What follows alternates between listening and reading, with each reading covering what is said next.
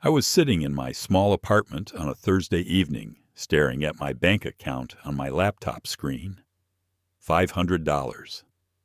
That was all that remained after 6 years of working myself to exhaustion. 6 years of skipping vacations, eating cheap meals, and taking on freelance projects every weekend. Someone I trusted more than anyone had accessed my account. Someone who was supposed to protect me. My phone rang.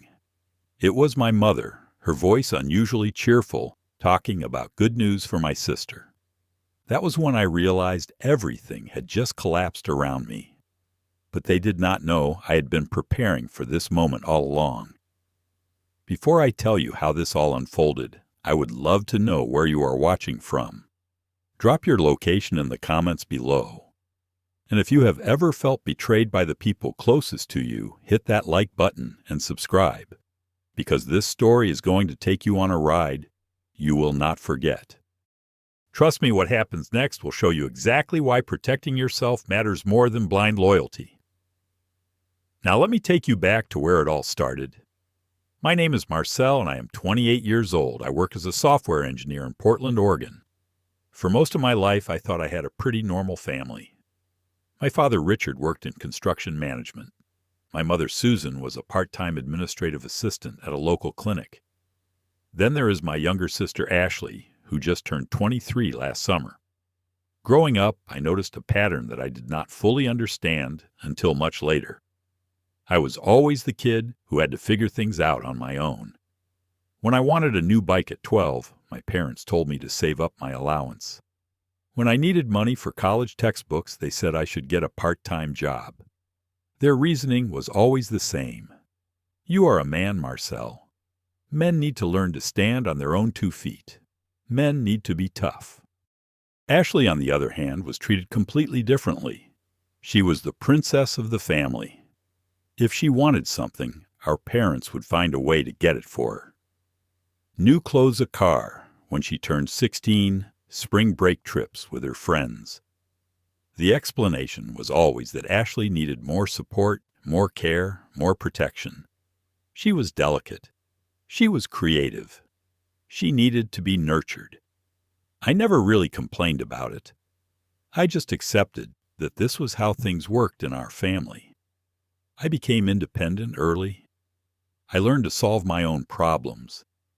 In some ways, maybe it made me stronger.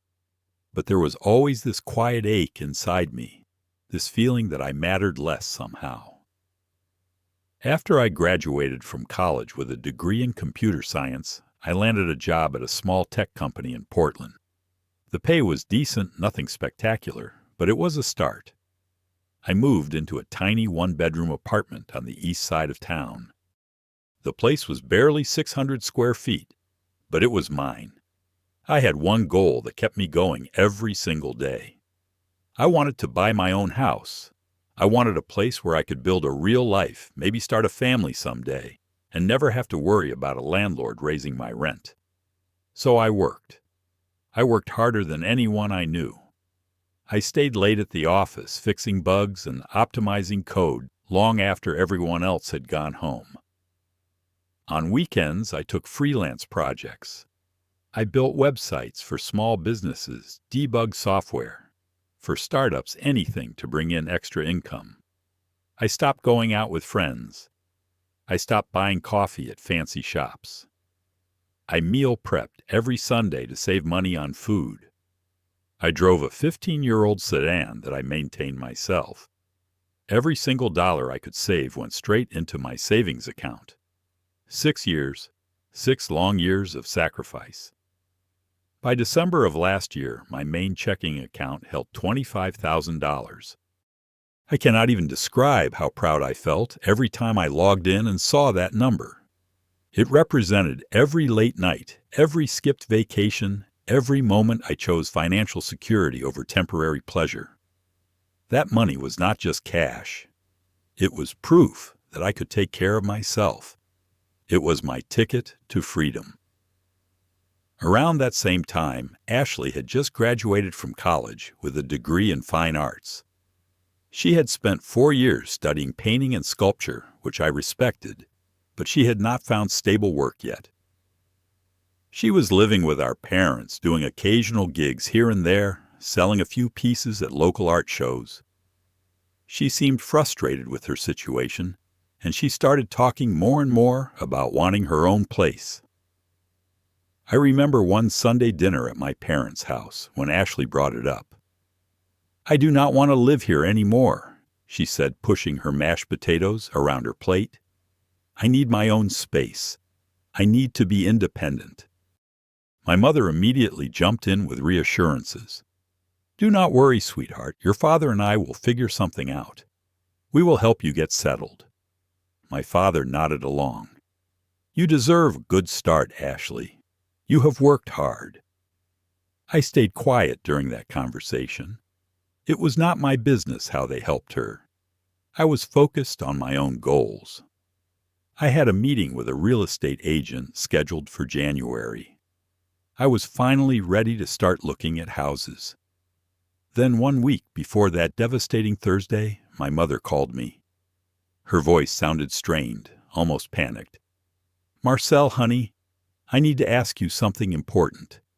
Your father had an accident at work. Nothing serious, but he needs some medical tests, and we do not have enough in our account right now. Can you give me your bank information? I need to transfer some money quickly for the bills." I should have asked more questions. I should have offered to just transfer the money myself. But my mother sounded so worried, so desperate. And they were my parents. I trusted them completely.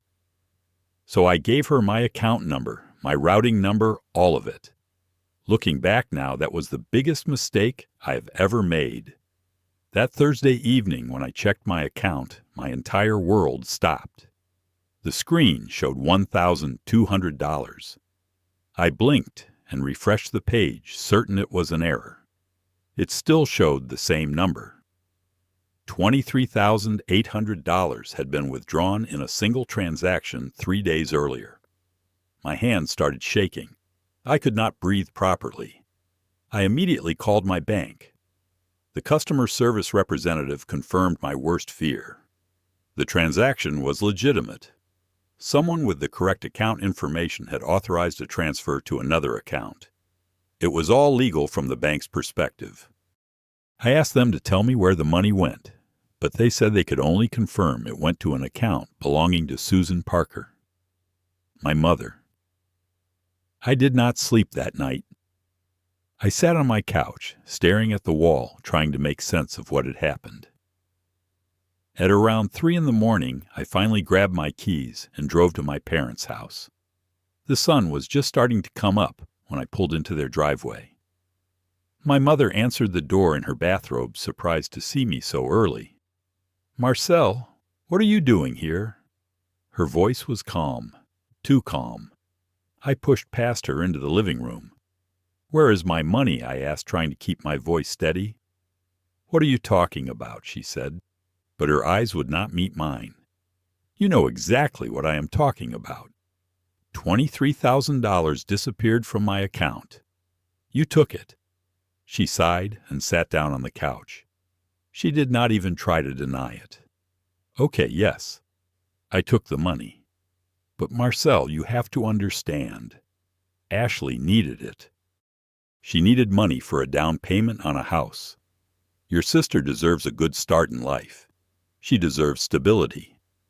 I felt like someone had punched me in the stomach. "You stole my money. 6 years of my life. 6 years of work. You stole it."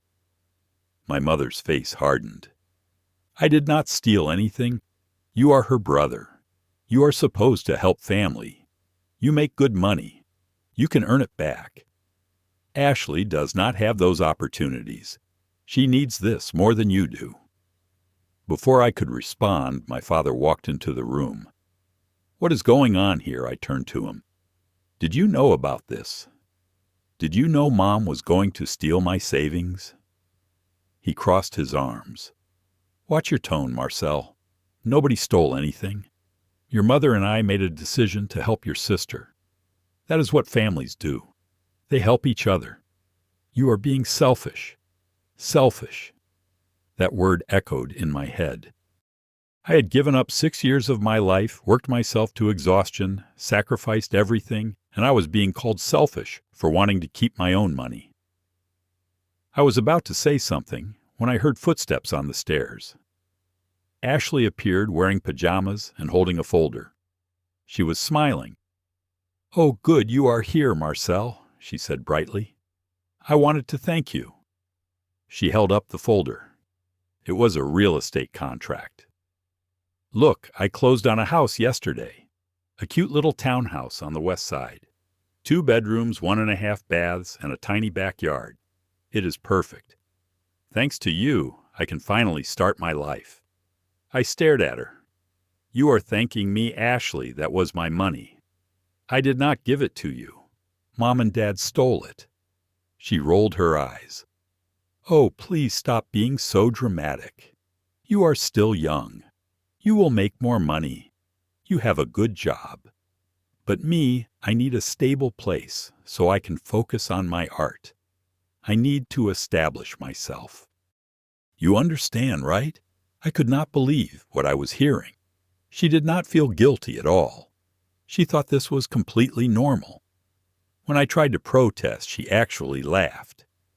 "Marcel, you are acting like I took your last dollar. You will be fine. You can save up again. Besides, you should be happy for me. I am your sister. Do you know how hard it is to make it as an artist? I need every advantage I can get." Then she said something that I will never forget. She looked at me with this smug smile and said, "Honestly, you should have been smarter with your money anyway. Maybe keep it somewhere safer next time. Now, if you will excuse me, I have to meet with my interior designer. We are planning the color scheme for my living room." She walked past me toward the kitchen. "Oh, and Marcel, you are still coming to Thanksgiving at my new place next month, right? It is going to be amazing." I looked at my parents. My mother looked slightly uncomfortable, but said nothing. My father just shook his head. "You need to grow up, Marcel. Life is not fair. The sooner you accept that, the better off you will be. Now I suggest you leave. We all have things to do today." I walked out of that house feeling completely hollow. I sat in my car for 20 minutes just staring at the steering wheel. My own family had betrayed me. Not just betrayed me, but treated me like I was the problem for being upset about it. Over the next 2 weeks, I tried calling my parents multiple times. I wanted to have a real conversation. I wanted them to understand how much they had hurt me, but they avoided my calls. When they did pick up, they told me I needed to be more mature, more understanding, more supportive of my sister. Then Ashley made everything worse. She started posting pictures on social media. Photos of her new house photos, of her decorating photos, of her standing in front of the fireplace with a glass of wine. The captions were all about gratitude and family support. One post said, "Dreams do come true when you have a loving family." Another said, "So blessed to have parents who believe in me." Friends started congratulating me. They assumed I had helped her buy the house. I had to smile and say vague things like, "Yeah, I am happy for her." Inside, I was dying. Every post felt like a knife twisting deeper. She was celebrating with my money, and the whole world thought I was some generous older brother.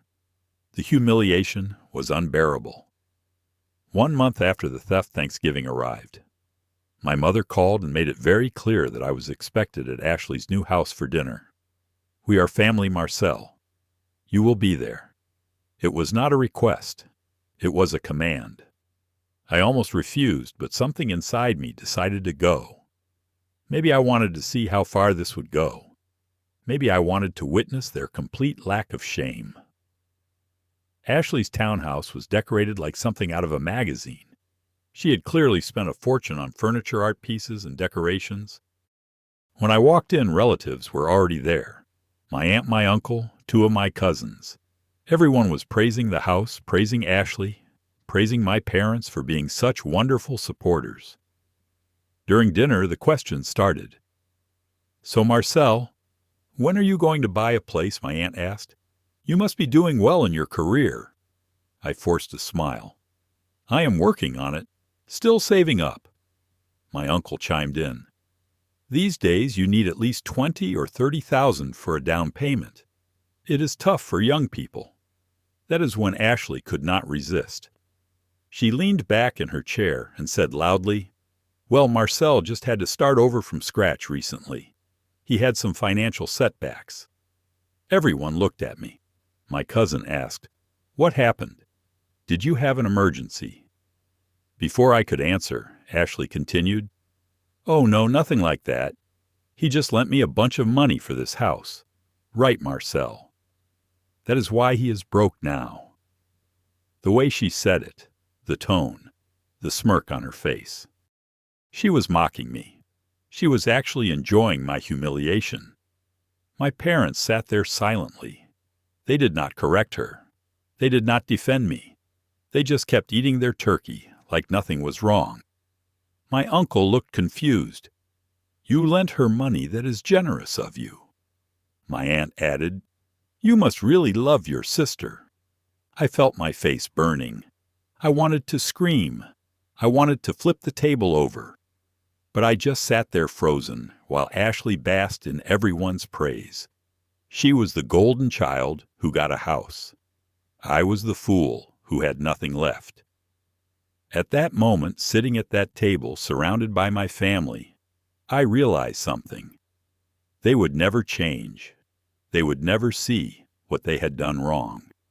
And I was done waiting for an apology that would never come. After dinner, I walked out to my car, while everyone else was having dessert inside. I sat behind the wheel and stared at Ashley's house through the windshield. The lights were on in every window. I could hear laughter and conversation drifting out into the cold November air. They were all so happy, so content, so completely unaware of what they had done to me. That was when I made my decision. It was time for them to learn the truth. It was time to stop being the victim.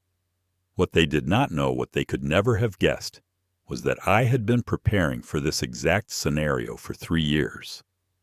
See, this was not the first time my parents had taken advantage of me.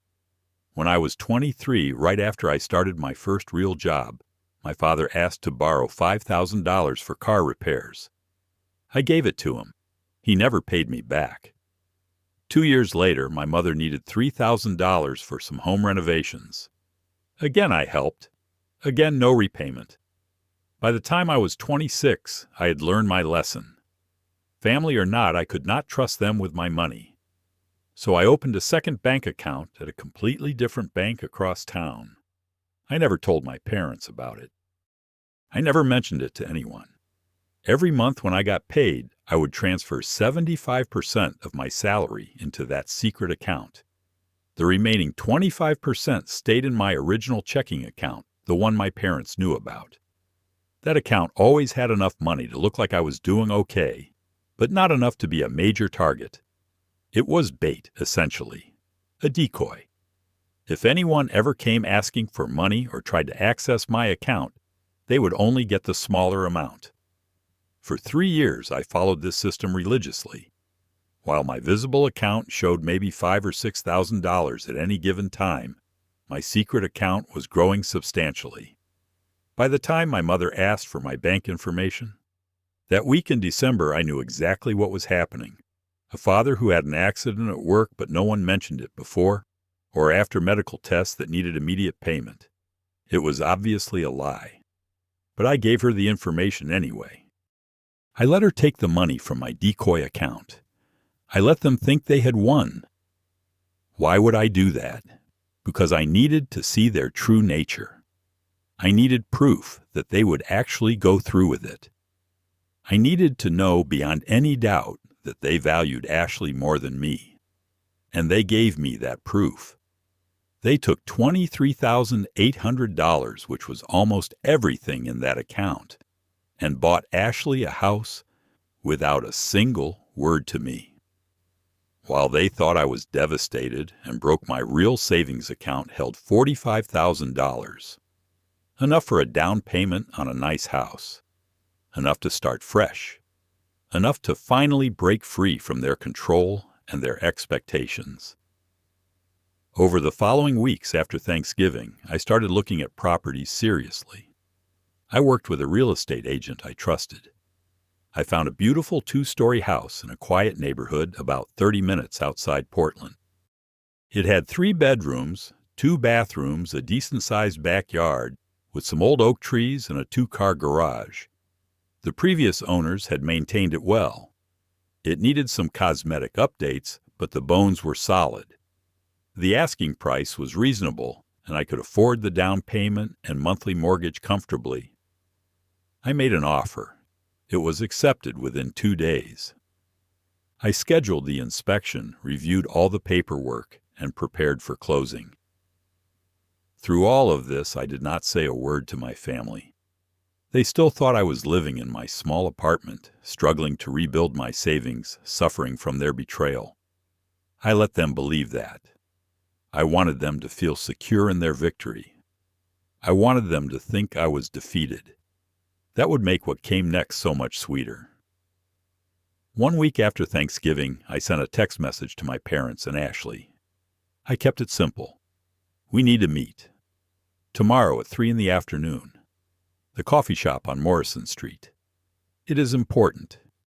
My mother replied first. Is everything okay? I just wrote back. You will find out tomorrow. My father responded with, This better be good, Marcel. We are busy. Ashley did not reply at all. The next day I arrived at the coffee shop 15 minutes early. I ordered a black coffee and sat at a table near the window. At exactly 3 o'clock, my parents and Ashley walked in together. They looked annoyed, like I was wasting their time. Ashley was checking her phone as she sat down. My father immediately said, All right, we are here. What is this about? I took a sip of my coffee and looked at all 3 of them. I have learned a lot over the past few weeks. My mother frowned. Learned about what? About trust, about family, about priorities. Ashley rolled her eyes. Oh, great, here we go. Another lecture about how unfair life is. Are you ever going to get over this? I smiled. Actually, I am over it. Completely over it. In fact, I wanted to thank you all. My father looked suspicious. Thank us for what? For teaching me the most valuable lesson of my adult life. You taught me that I should never put all my eggs in one basket. You taught me that blind trust is dangerous. And most importantly, you taught me exactly who you all really are. My mother looked confused. Marcel, what are you talking about? I leaned back in my chair. The money you took from my account. That was not all I had. Ashley finally looked up from her phone. What I opened a second bank account 3 years ago. A secret one that none of you knew about. Every month I put most of my salary in there. The account you accessed was just the visible one. The decoy. While you were taking $23,000, I had another $45,000 sitting safely in an account you did not even know existed. The expressions on their faces changed instantly. Ashley's mouth fell open. My mother's eyes went wide. My father's face turned red. That is impossible, my mother whispered. You said you were broke. I never said that. You all just assumed.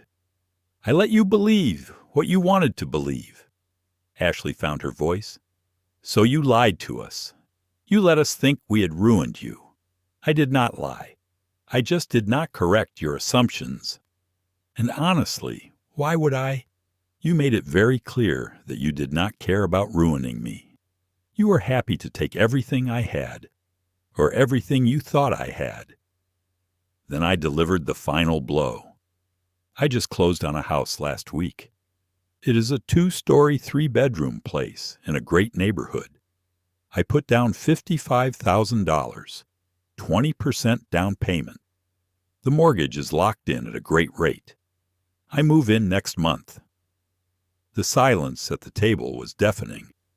Ashley looked like she had been slapped. She stammered, Where did you get this? Does not make sense. I stood up. It makes perfect sense. You all chose Ashley over me. You made it clear that I did not matter as much. So now I am choosing myself. I am done being the backup plan. I am done being the person you can use whenever it is convenient. From today forward, I am living my life on my terms. My mother started crying. Marcel, why would you do this to us? Why would you trick us like this? I looked at her calmly. I did not trick you. I protected myself. There is a difference. You are the ones who accessed my account without permission.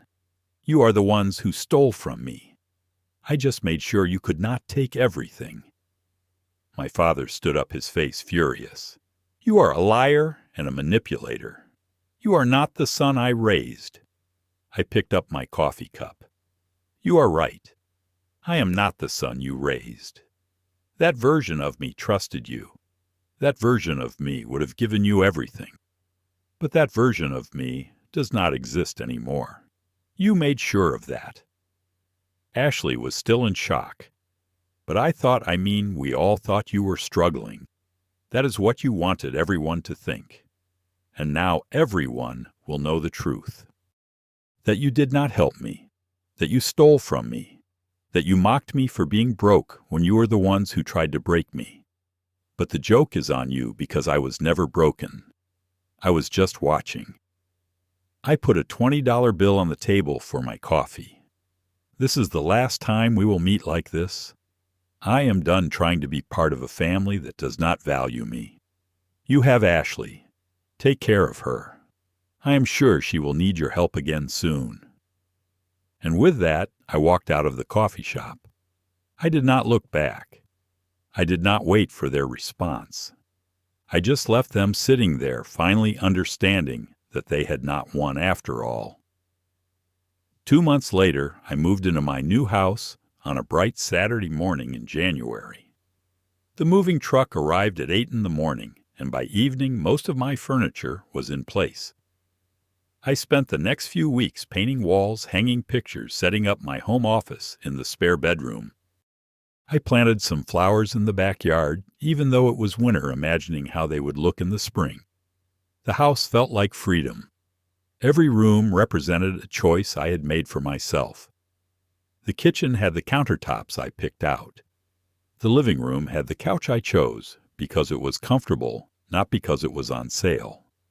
The master bedroom had windows that faced east so I could wake up to sunlight every morning. This was mine, built with my own work, my own sacrifice, my own planning. Nobody could take this away from me. My job continued to go well. Actually, it went better than well. Without the constant stress and emotional drain from my family, I was able to focus completely on my work. 3 months after I moved into my house, I was promoted to senior software engineer. The raise was significant. I was finally making the kind of money I had always hoped for. I started contributing to my retirement accounts more aggressively. I even began investing in some stocks and bonds. Financial security was no longer just a dream. It was my reality. I made new friends through work and through a local hiking group I joined. We would go on weekend trails, grab dinner afterward, share stories about our lives. These people did not know about my family drama. To them, I was just Marcel, a software engineer who liked nature and good conversation. It was refreshing to be seen for who I was not, for what I could give, or what role I was supposed to play. I did not reach out to my parents or Ashley. I blocked their numbers after that meeting at the coffee shop. I blocked them on social media. I removed them from my emergency contacts. It was not done out of anger. I was not trying to punish them. I just knew that keeping them in my life would only bring more pain and disappointment. Some relationships are not meant to last forever. Some connections are toxic, no matter how much you wish they were not. Through mutual friends, I heard bits and pieces about how they were doing. Apparently, Ashley was struggling financially. The townhouse she bought was more expensive to maintain than she had anticipated. Property taxes, homeowners association fees, repairs, utilities, it all added up quickly. She had not considered any of that when she pushed my parents to help her buy the place. She still was not making consistent income from her art, and she was too proud to get a regular job. My parents were helping her with bills. They were stretched thin.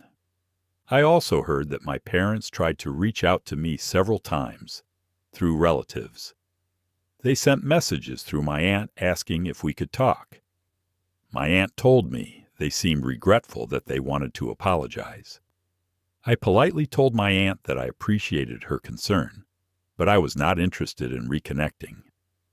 Some bridges once burned cannot be rebuilt. That is not bitterness. That is just reality. I did feel a small amount of satisfaction knowing that they were facing consequences. Not because I wanted them to suffer, but because actions have results. They chose to prioritize one child over another. They chose to betray trust. They chose to mock and belittle. Now they were living with those choices. That seemed fair to me. As time went on, I started thinking more deeply about what I had learned from this entire experience. Family is supposed to mean love, support, and loyalty. But family does not give anyone the right to take advantage of you. Blood relation does not excuse betrayal. Being related to someone does not mean you have to accept abuse or manipulation. I used to think that family meant sacrifice, that you had to give endlessly without expecting anything in return.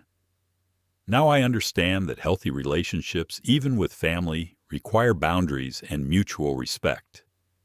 I learned that loving yourself is not selfish.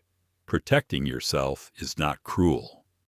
Walking away from people who hurt you, even if they are family, is not wrong. It is survival. It is self-preservation. It is choosing your own well-being over their expectations. And that is not just okay. It is necessary. I also learned that success is not about proving something to other people. It is not about revenge or making anyone feel bad. Success is about building a life that makes you happy, a life that reflects your values and your efforts. When I bought my house, it was not to show my family what they had lost. It was to show myself what I had gained. There were moments when I felt sad about losing my family. I would be sitting on my back porch in the evening, listening to the birds, and I would think about the family dinners we used to have when I was younger. I would remember holidays when things felt simpler. But then I would remind myself that those memories were from a different time, before I understood the full dynamic. The family I mourned was not the family I actually had. I was mourning an illusion. 1 year after moving into my house, I was doing better than I ever had. My career was thriving. My savings account was growing again. I had genuine friendships with people who respected me. I was dating someone I met through a friend, a kind woman who worked as a nurse and shared my values about honesty and integrity. Life was not perfect, but it was mine. It was authentic. It was built on a foundation of self-respect and clear boundaries. I did not hate my parents or Ashley. Hate requires energy, and I had better things to do with my energy. I just felt neutral toward them. They were people I used to know, people who made choices that hurt me, people I no longer had room for in my life. That neutrality felt like the healthiest place I could be. It meant I had truly moved on. I was not waiting for an apology anymore. I was not hoping they would change. I had simply accepted reality and chosen a different path. Sometimes I wondered if they ever really understood what they had done. Did they see how their favoritism damaged me? Did they realize that stealing my money was not just about the dollars, but about breaking my trust? Did Ashley ever recognize how cruel she had been? I would never know the answers to those questions. and I came to peace with that uncertainty. Their understanding was not my responsibility. My only responsibility was to myself to build a life worth living to protect my peace.